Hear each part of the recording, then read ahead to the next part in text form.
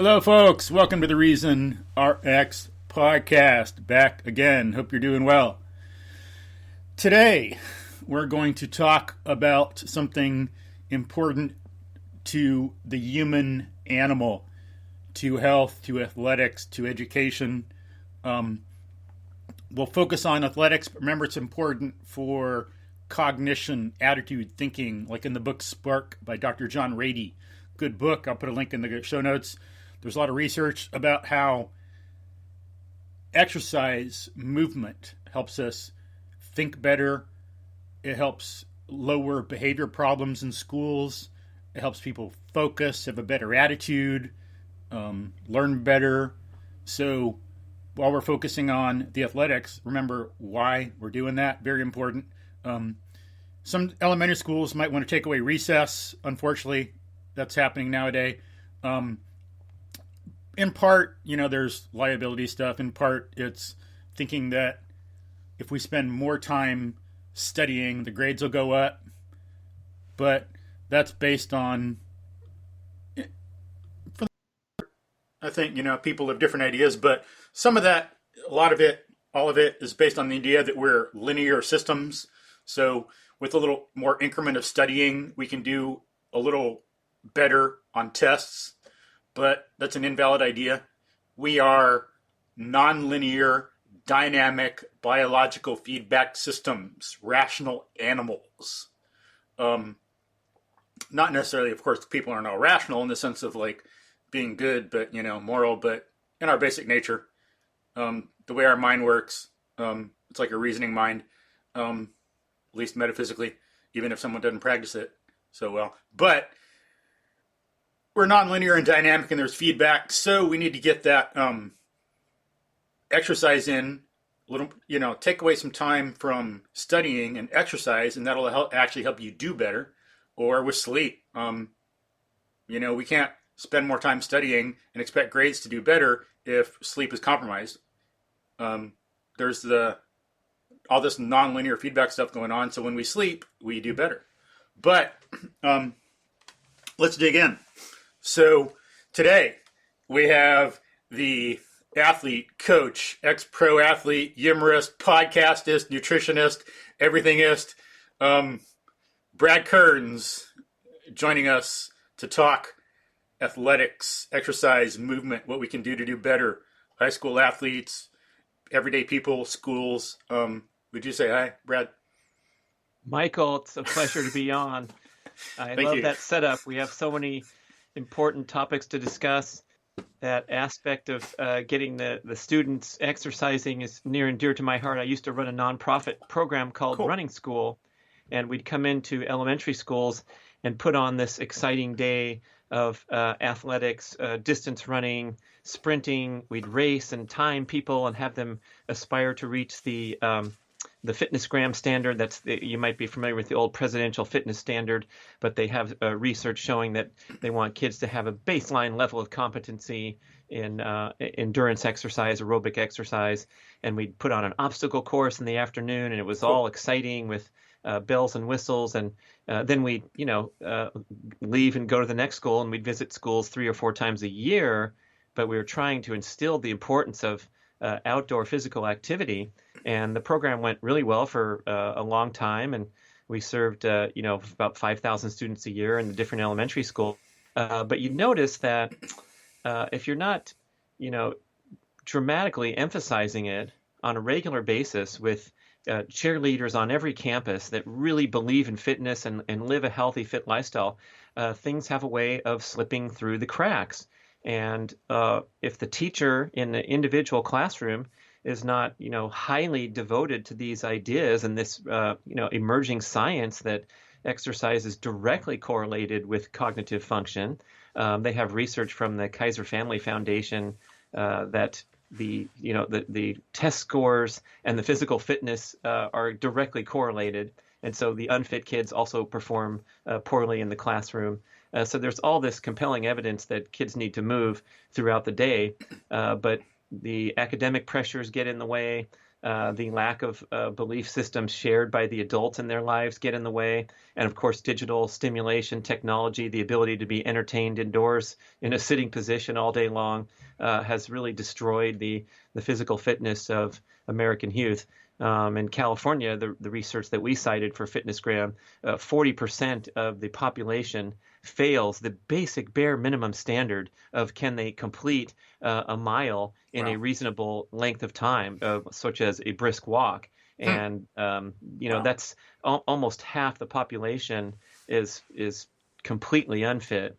And what we also noticed in these in the program was that at the front of the pack, you have these extremely highly performing young children who are into accelerated athletic experiences. They're wearing their competitive soccer team jersey to school, and they're winning the races and dominating and getting all the accolades. And so it's a distinct split between kids and families who have a commitment to fitness and healthy eating and all the things that go with it. And then you have a larger population where there's just no positive influence at the school, at the home, anywhere.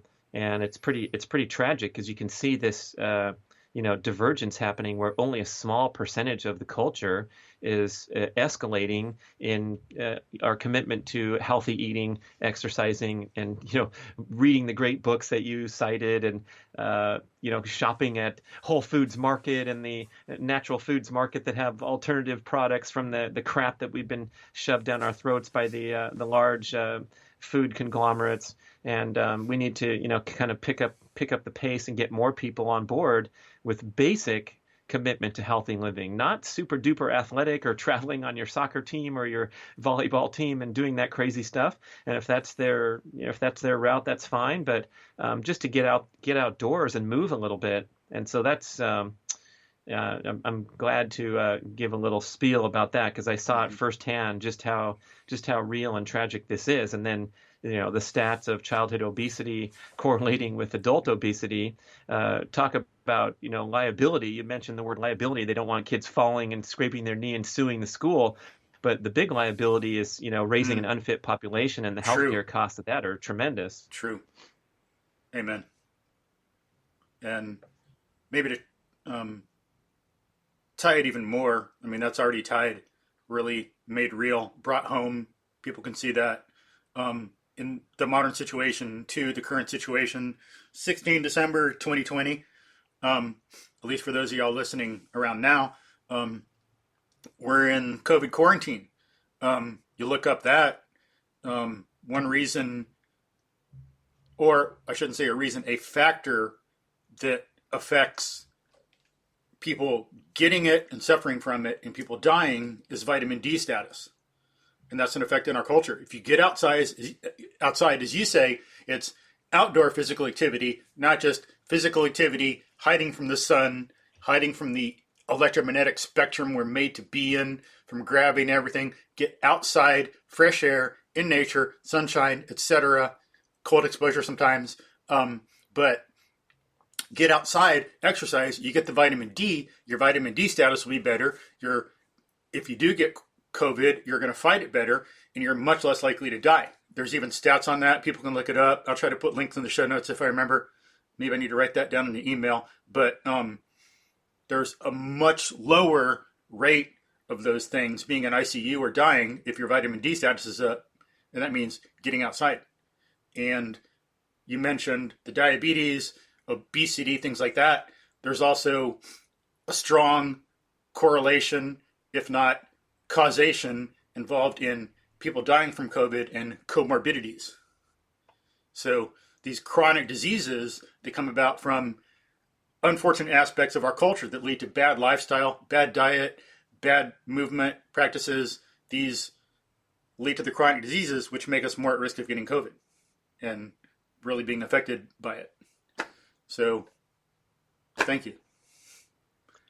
Yeah, I don't hear that much talk about that on the news, man. All we're talking about is masks and distancing and staying away from the virus. which is all well and good and Yeah. very important. Hmm. But I had a guest on my show, the Get Over Yourself podcast, named Dr. Ron Sinha, old Cool. friend of mine, and he's on the front lines fighting this battle and treating patients in California. And he said, there's two factors at play here, and when regard to COVID and the spreading of the pandemic. And the first one is called the viral load, and that's when someone sneezes on you, or you go to a religious gathering or a concert and break the rules and get exposed. So the viral load comes with the droplets, airborne droplets that someone else is sneezing in your vicinity or what have you. But the second part of the equation, and the one that's necessary for the virus to take hold and make you sick, is the cytokine load. That's the response of the immune system. Mm. And if the cytokine load is inappropriate, as what happens when the person is not metabolically healthy or well conditioned aerobically because this particular virus attacks the cardiovascular system, the lungs, and then it enables it to take hold in the body. So if you have strong aerobic conditioning and strong metabolic conditioning, in other words, your metabolic health, your ability to burn fat, and all those things that go hand in hand with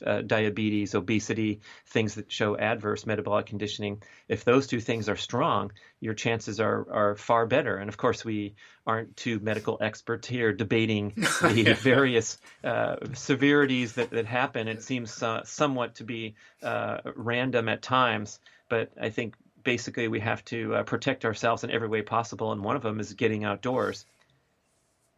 Yeah. Getting enough sleep.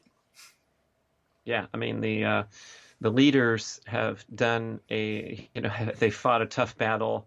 They didn't really know what to do. We didn't shut down fast enough. Then we shut down too much. Then we opened back up. All those kind of things are really challenging. But the thing that disappointed me most was way back when the mayor of Los Angeles closed the hiking trails in the city. Wow. Because he wanted to stop the spread of COVID, which is, absolutely insane, ridiculous. There's extremely minimal evidence of outdoor transmission anywhere on the globe. It's all, shown up with this indoor tight spots and large gatherings. But, closing the hiking trails just as a symbolic gesture shows that we're completely out of touch with, the true risks and ways to mitigate it by being healthy and getting outdoors and hiking and having those trails packed full with people, of course, passing by gracefully at a distance or wearing the mask when they come in contact with a tight trail. But yeah, that's my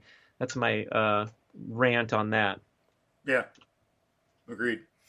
They should be encouraging people to get vitamin D, get outside, get on the trails, exercise, sleep.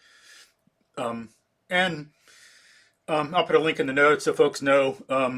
People talk about vaccines. Hey, the vaccine will come out. We're all saved. But a vaccine can work no better than the immune system works. And if you don't get enough sleep, it's not going to help. You can look at the scientific literature. When you're sleep deprived, your immune system responds less to the vaccine. So you might get 50 or 70% of the response that you'd get if you were getting enough sleep. And if it's really poor sleep, then you're really not getting anything much response at all. And then people think they're getting a response and they're not. So they're actually probably helping to spread disease if they're sleep deprived. So very important factor. As we say, we're nonlinear dynamic feedback systems. We're not simple linear things like get a vaccine and you're okay or whatever. Now, on this cytokine load thing, isn't that one problem that causes people to die with the flu? It's not the flu as such, but it's a bad immune system response to the flu. They got a cytokine storm, and that's what ends up killing them. Yeah, from my understanding, right. Yeah, the immune system is a pretty delicate, dynamic thing, and you have to have the exact appropriate response, right? I mean, there's so many autoimmune conditions out there. Those are a lot of them diet related, where the body is literally attacking itself because it's an adverse response of the immune system. That's pretty much what a sneeze is the an autoimmune response to the allergen. And again, pretty simple. Just simple takeaways is do the best you can to stay healthy and stay away from the viral load, of course, by wearing masks and social distancing. But to hear it isolated is a little frustrating when we know there's a big picture here too. Hmm. Yeah. But so there's a lot we could talk about that immune system, cytokine storm, diet, and all this stuff. But we'll focus on some of the athletics. So much to talk about, so little time. And what's your background in athletics? What do you do now? Athletics, coaching, all that. Oh my gosh, Michael, it's been my life since I was a little kid. And Cool. I grew up in that era before digital technology and mobile technology. So just like anyone who's, let's say, over age 35 or somewhere around there, we can all nod our heads and reference that lifestyle of a different era where we were outdoors playing all day until the dinner bell rang or what have you. So My mom used to ring a cowbell. She got a cowbell. for real, yeah. Yeah, really. Mostly that's just an expression, but in Michael's case, his mom really did ring the cowbell. It's a family joke. It's true. Yeah, She still has it. love it. Yeah. So, I got really serious about running in high school and was around some really great peers that were inspiring, and we kind of went on this journey together. I raised up to a national ranking level when I was a teenager. Wow. In the mile. And I High went school off or? to Division I and, Oh, cool. dreams of being a long distance runner in college. But I got destroyed by the system, Hmm. which is really sadly still in place today, where Yeah. the typical collegiate endurance running program will just, work these kids too hard, not respect all the other life stress factors they have, such as heading off to school in a new environment and all these kind of things. So I was repeatedly sick and injured, like 5 seasons in a row, where I had an illness that brought me down for weeks. I had a stress fracture. I had knee injuries, shin splints, and I just fell apart.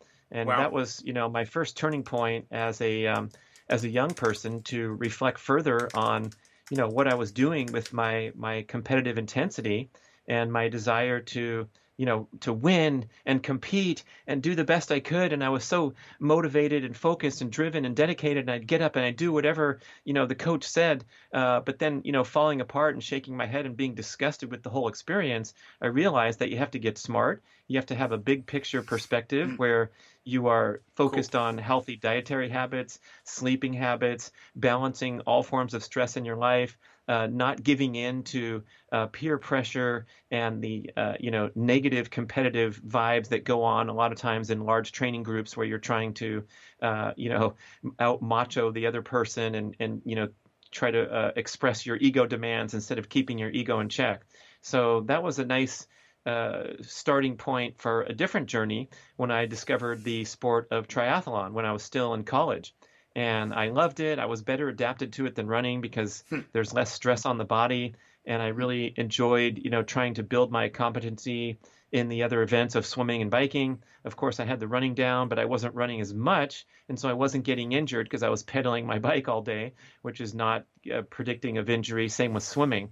And it was so much fun that I decided that it would be more fun than a career. So when I graduated college, I went to work for the world's largest accounting firm. I only lasted about 11 weeks. I was miserable. I hated it. The suit and tie just didn't work for me. The rush hour commute in downtown Los Angeles to the tall building, I just, I saw my life passing in front of me. Like, this is not what I'm destined for. And so I quit. And I proclaimed my intention to become a professional triathlete. And back then in the mid 80s, it was kind of a joke because the sport was so small, there really wasn't any professional opportunity. A few guys were making money on endorsements and winning the Hawaii Ironman in the old days, Dave Scott and Mark Allen and, a couple other guys were pretty prominent. But the sport was growing and building and picking up across the world. And so I just dreamed of, this opportunity to push and challenge myself and try to compete with the best in the world. And so I had a really beautiful, pure approach to the sport where I'd go out there and I'd train in the way that my body told me was the right thing to do that day. I didn't have these unhealthy influences that we might have today, from overly quantifying everything and looking at your power meter and seeing if your bike ride is as good as yesterday's, or having coaches interfering with, giving you too much exercise and too much planning. And so I was a really intuitive athlete. I was freewheeling. I'd take what my body gave me each day and nothing more. And all these things served to really benefit me. And so when I was just in my first year as a rookie professional, I was kind of an unknown guy, and I was racing around at the back of the professional pack, but I was getting better and better and better with this natural training method.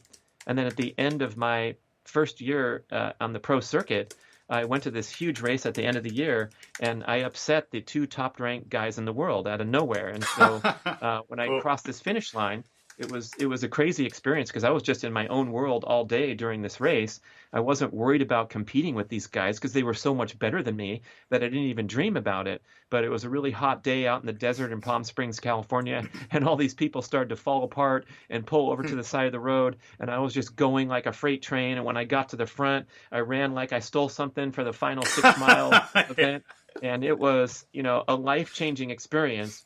When I crossed the finish line, I was mobbed by the officials and the media, and they had two questions for me. The first one was, "What's your name?" And the second one was, "Did you complete the entire course?" I Because was they going to couldn't ask, did believe you cheat? some Yeah. dude, some dude showed up at the finish line in front of all these prominent athletes. But that single experience Cool. proved to me that my journey was legitimate, that I did have a chance to pursue a career as a professional because I had just, reached the highest level, the Yeah. best performers. And that was really wonderful. But, the rest of the story is, this success that I had at the outset, coming from this natural and pure approach where I just love what I was doing, and I love being outside of the tall office building and out on the roads and trails and doing something physical and outdoors and traveling around and competing for the pure love of the competition rather than trying to go and win money, because I wasn't good enough to even dream of that stuff yet, but I was still in the mix and doing the best I could myself. Then once you ascend to that level, now people are starting to pay attention to me. Now people are paying me to endorse their products and expecting results Cool. from me. And so now I start to let the fears and the pressures and the judgments of the Makes outside sense. world work into the mix. And so then if I have a workout that's not as good as I expected, or if I feel tired one day, I get stressed and nervous and anxious about it. I make bad decisions in training, and I go into that overtraining pattern, which is so common, especially amongst the endurance athletes. So I had to learn the hard way from reaching this high level and then struggling to stay up there because it's so difficult to compete at that level and deal with all those pressures and business aspects of being a professional athlete. So I finally had to, let go again and recapture and ask myself what was the real reason that I'm doing this? Go back to my roots of being that person that loved being outdoors and challenging the body, and also taking care of the body on Cool. days when you're tired and not meant to really push yourself hard. So that awakening had to occur actually, more than a few times, where I continually have to recalibrate and release the attachment of my self-esteem to the outcome from what I was doing. So I call that having a pure motivation, where you can compete really hard, you can want to win, you can be competitive. All those things are allowed. I wanted to win really badly, and I was a very tough competitor on the race course. I would try to pass the guy with all my heart and soul, right? But when the race is over, you kind of have to let go and still find a way to be happy, even if you have a disappointing result, and get up the next day with a smile on your face and an eagerness to continue to push your body and continue on that journey of trying to be the best you can be as an athlete. So I try to share that message. Like, the best thing I learned from my journey as a professional athlete is that results happen naturally when your motivation is pure, instead of when you try to force things or bring your ego and your human frailties and insecurities into the mix.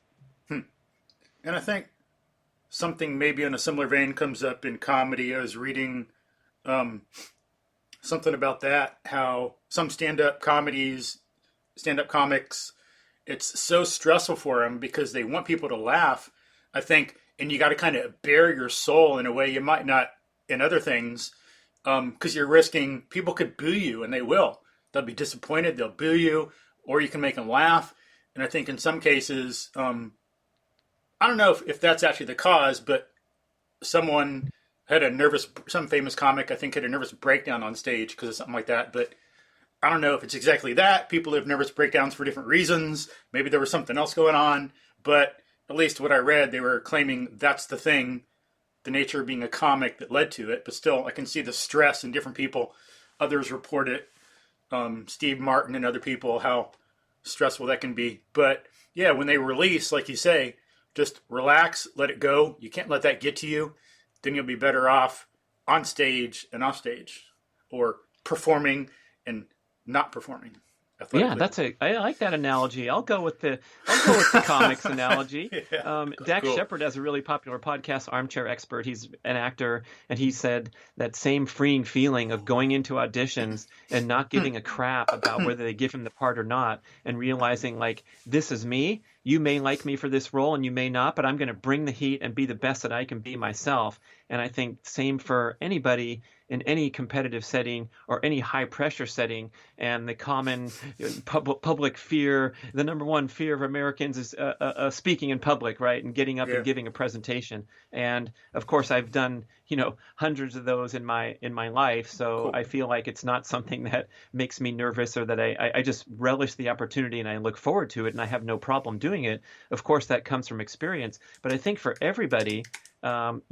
being able to get up there and not really, be hanging on what people think of you or how the presentation is going to go over. You've been asked to do something, you do it with all your heart and soul. I used to give talks to groups of athletes, and once in a while I'd show up and it was a shock because it was standing room only and there's 200 people there and they're Cool. ringing the walls. And I'm like, right on, man. We got some energy in this room. Are you ready to get into this? Let's talk about triathlon training. And then other times, I didn't qualify it properly or whatever. And I'd drive somewhere and show up to give a talk and there was like 3 people. And, the host would be like, well, Steve said he was coming. Let's give him 5 more minutes. Let me call him on his cell phone.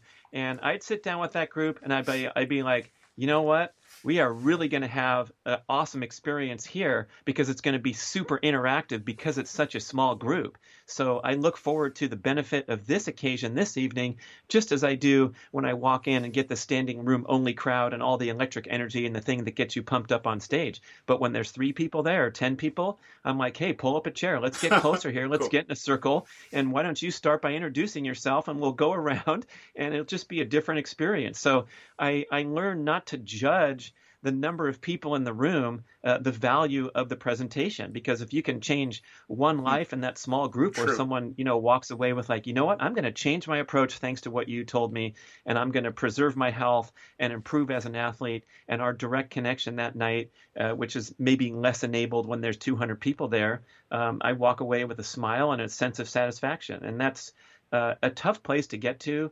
especially when the world is so competitive and so judgmental, and the economic consequences of what we're doing are so highly emphasized, and so you feel like you're not good enough unless your Instagram following is in the Yeah. in the 6 figures, and if it's in the 6 figures, you want to go 7 figures, and all that stuff where we're always thinking ahead rather than appreciating the process. And boy, as an athlete, when you get out of that winning mindset and you get caught up in your ego or the measuring, judging forces, you will get your ass kicked on the race course. And that was the most valuable experience for me, is to know that it wasn't just about pressing on the gas pedal every day in training, but I had to have that positive mindset, that calm, quiet confidence, rather than that nervous energy and all those things that are required for success.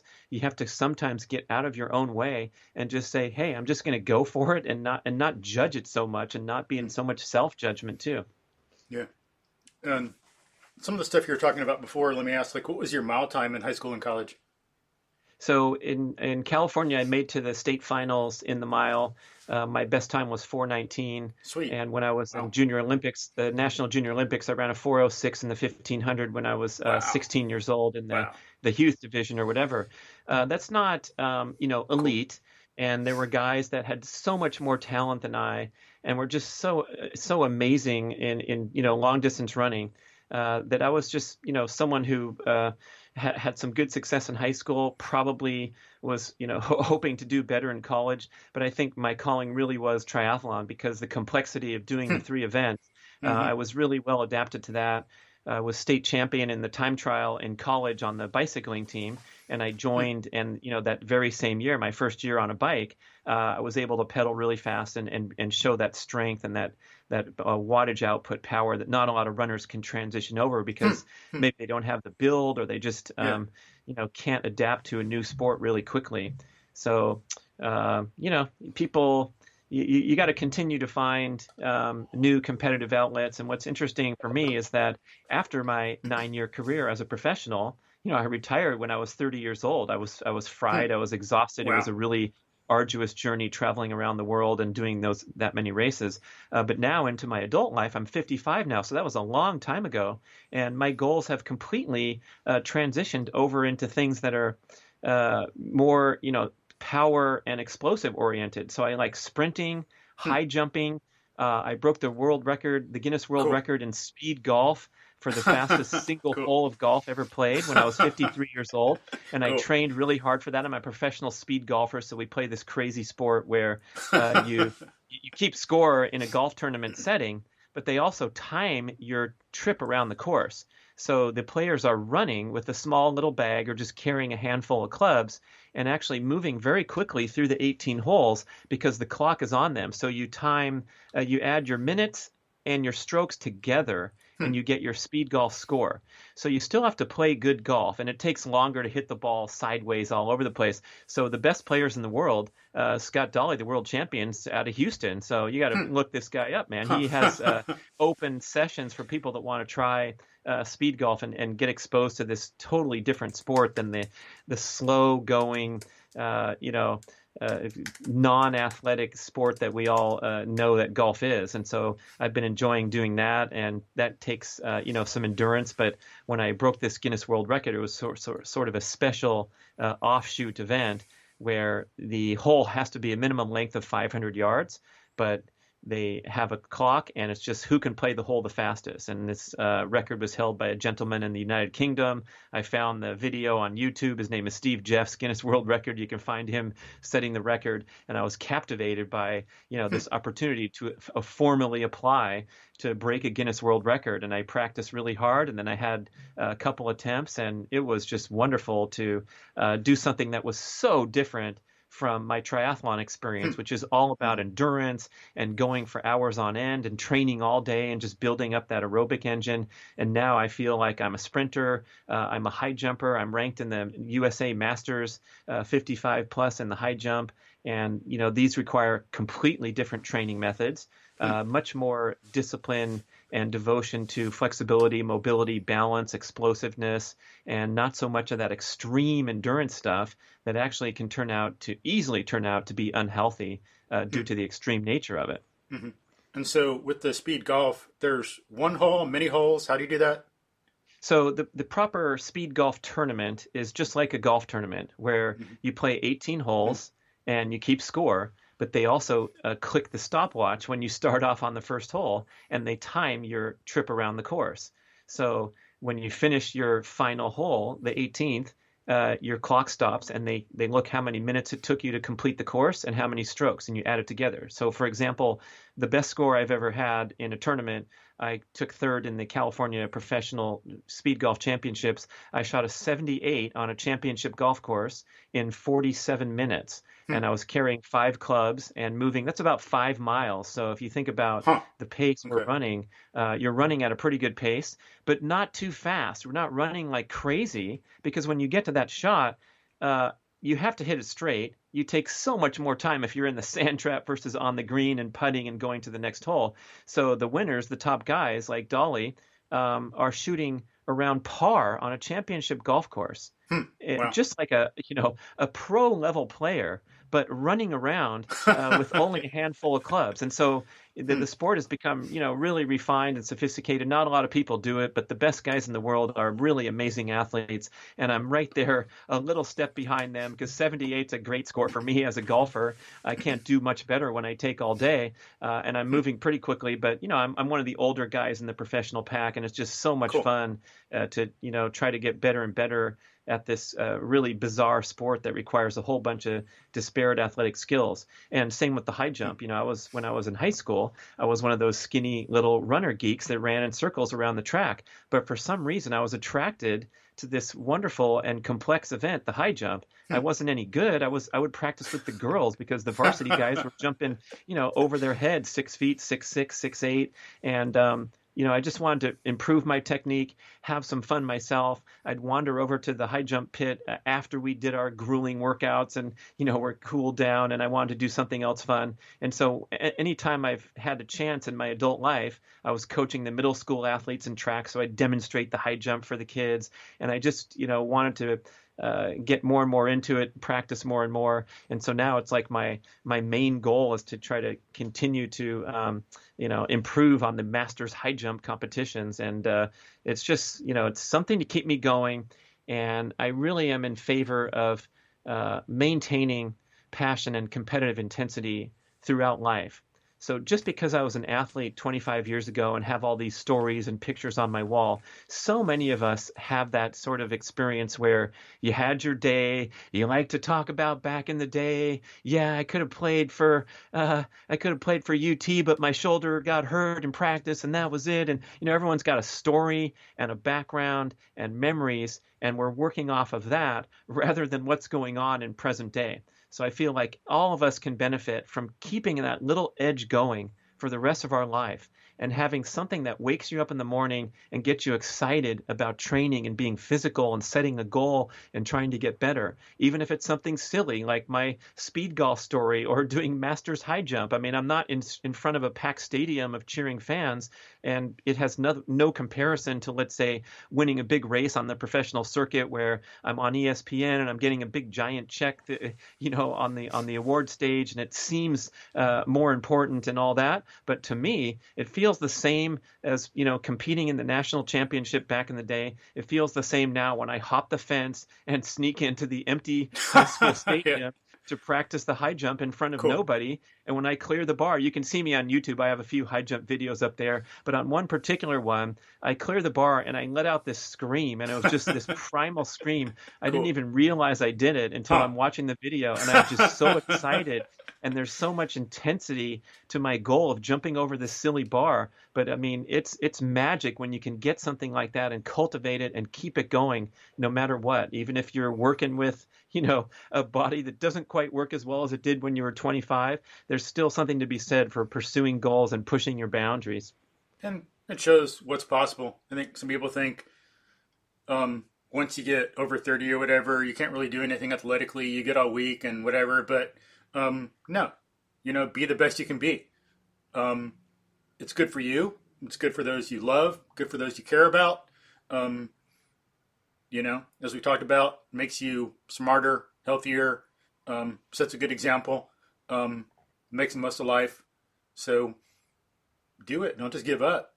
Be the best you can be through your whole entire life, not just maybe when you're 20 or whatever. Um, Yeah, and one thing comes to mind when we're talking about the kids, and the kids aren't exercising enough, and the schools aren't emphasizing it enough, and the adults aren't setting a good example. One thing that I've seen in the fitness industry you're setting a good is example.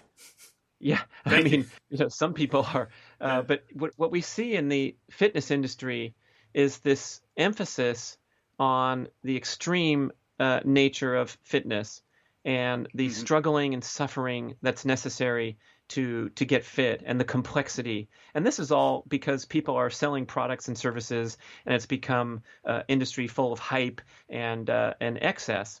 And so you see the commercial of the girl riding on the Peloton bike, and she's really super sweaty, and she's pushing really hard, and then she high fives the person next to her. And you can do that too if you buy this super expensive machine and push yourself to your dripping sweat and about to collapse. And really, Permanent collapse. a lot of people are intimidated by that. Yeah. Some people will buy right into it, and they're the ones that already have a Carol bike or a Peloton bike, and that's great. Congratulations, keep going. And we don't need Mhm. to encourage you or pat you on the back. You're already off and running, and you're living that lifestyle, just like the kids at the front of the pack I mentioned. But for the rest of us who have been intimidated or discouraged by their pursuit of fitness because their trainer was just too gung-ho and they trained him, and they got sore and tired, and after 4 months they quit and they didn't buy a new package, and now they're sitting on the couch. I think the rest of us can think how easy it is to become fit is just to sprinkle in these little tiny efforts of what I call micro workouts throughout the day. So even if you're sitting in a cubicle and you don't have any room or any good gym nearby, or you're forced to work at home and you can't go to your gym, you can drop for a set of 20 deep squats on the spot right now. And I don't care how fit you are, when you get to number 16, 17, 18, 19, you'll feel the burn. It's a challenging effort to just do 20 squats in place in your cubicle, not to mention scrambling up a couple flights of stairs instead of just walking them. Try to sprint a couple flights of stairs every day, or, hang off a pull-up bar, pull some stretch cords, do the little mini bands that you put around your ankles. You can get a really challenging and beneficial workout in a matter of minutes where it doesn't exhaust you. You don't have that negativity and that risk factors of overdoing it that you do in the group exercise world, the gym environment. And then you start to build that momentum to where it becomes part of your lifestyle that you actually enjoy, and it's convenient, and it has all these peripheral benefits that you can't even describe. You just feel better, and Mhm. you're more light on your feet than you are when you sit for long periods of time and experience the massive problems and metabolic dysfunction that occurs when we're sitting for too long. Yeah, and that's something. It's a good point. People can do that in the classroom. Teachers can do it in professional meetings. A leader of a meeting can have people do that, or someone could bring it up in offices. As we say, we're not simple linear systems. Like the more you sit down and do nothing but work, the better you'll be. We're complex, dynamic feedback systems, and the research is out there. People find if you're actually move around a little bit, um, you're going to be healthier, think better, your memory will function better. When we're sitting, it's more like a sleep state. So some of the parts of the brain shut down, and I've read your blood chemistry changes too. When you're standing up, moving around, you got better blood chemistry. When you're sitting down, I think it changes. Um, and you've got more core muscles, the butt, all that activated if you're standing up, moving around a little bit at a stand-up desk sometimes versus if you're sitting. Like Kelly Starrett, he'll point that out, how using a cell phone wrong, sitting too much, it doesn't help your performance. People want to sit and do nothing. It's like they're sleeping all the time. And then all of a sudden they want to get up and exercise for half an hour. And it's like the body's not ready in a state for it. So yeah, when you're doing that, the micro workouts, it helps.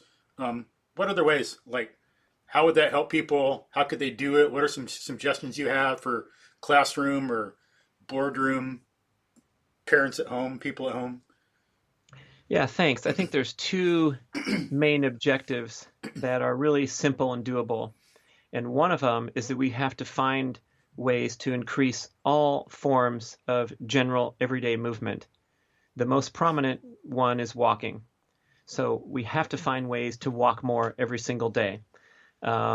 I always recommend, if you're driving over to the supermarket or the big box store, just enter the parking lot and turn left and go to the farthest spot you can find. You won't get any door dings either, which is another added benefit, Mm-hmm. but get in the habit of walking further instead of trolling around and causing a traffic jam looking for a close spot. It's hilarious. I love when I see that in the parking lot of the gym where people are like waiting for someone to pull out and getting Yeah. the choice spot so they can walk into a building and then go do a workout on a treadmill or something. So this natural exercise, this natural movement, you probably follow Katie Bowman, nutritiousmovement.com. Yeah, She's really awesome. big on just a natural movement lifestyle. She has a book called Move Your DNA. And it's not about working out and being a fitness freak and building big muscles and getting a six pack. It's just about moving your body more through space in everyday life. So there's walking, and there's also all other forms of movement contribute to your movement goal. So that could be formal practices like yoga, Pilates, even foam rolling counts as a form of movement because you're getting the blood flowing through the different muscles.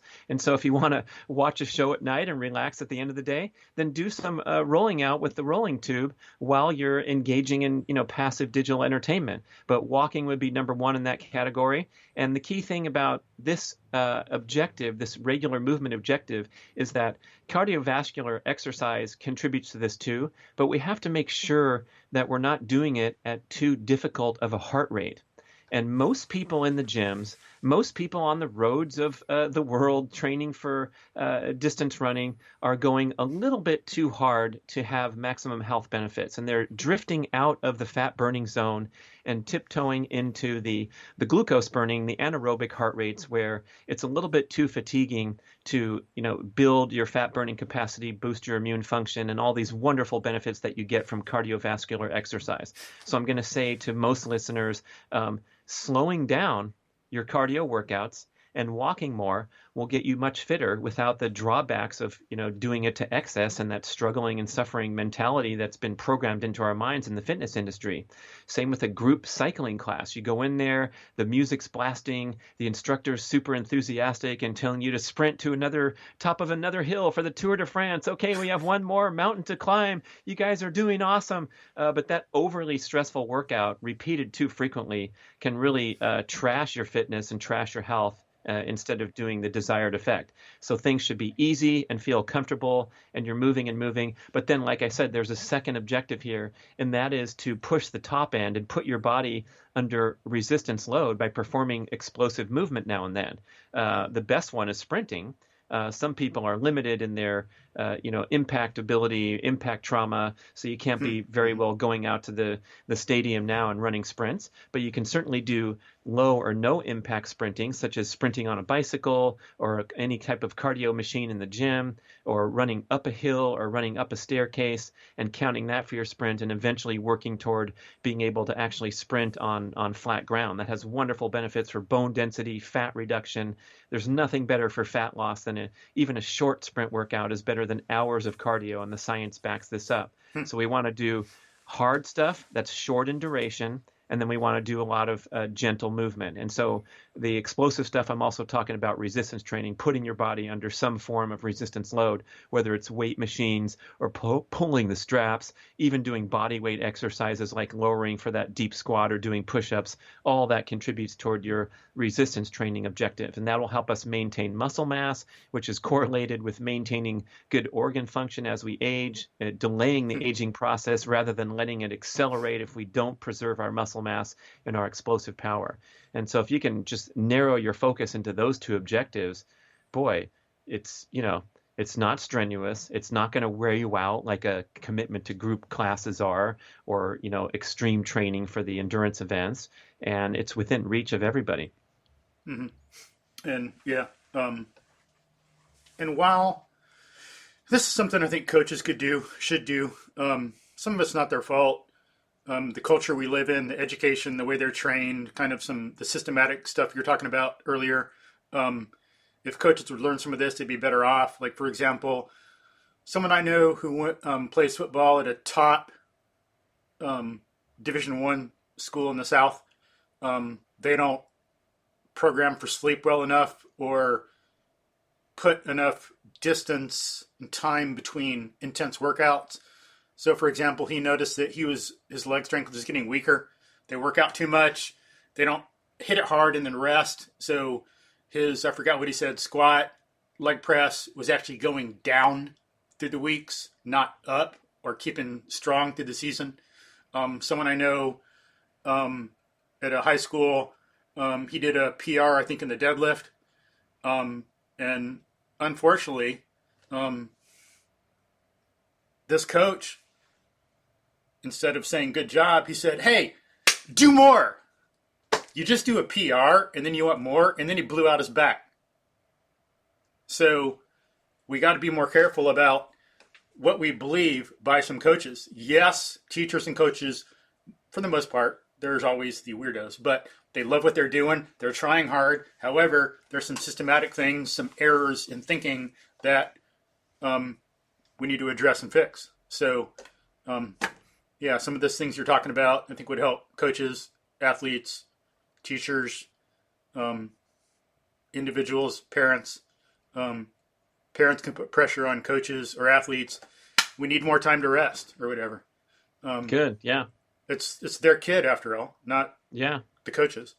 Yeah. But I mean, going with my son through that accelerated sporting experience in the youth levels, EAU basketball, you have to be an advocate because the world's not going to be looking out for your kid, and sometimes that means making waves and calling attention to things that don't smell right.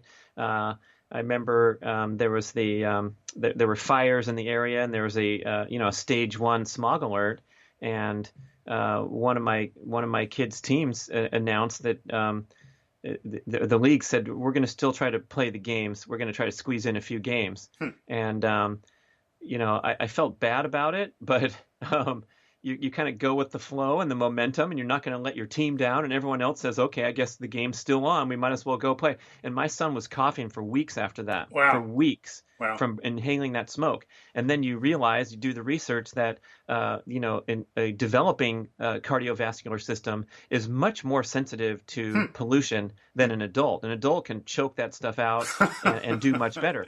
Same with heat. So an adult who gets overheated will sweat like crazy and stop exercising. But a little kid who doesn't have those thermoregulatory processes well developed, they can really get into worse danger overheating than an adult and have long-term damage. So yeah, just a little plug for common sense and going with your gut instinct as a parent, even if it means standing up to the cultural forces that push us too far. And same with youth sports in general. A lot of it's too accelerate. So we have overly accelerated, overly pressurized competitive experience in youth sports, or we have a bunch of unfit youth sitting home playing video games, and there doesn't seem to be a lot of in between, and that's pretty tough to see.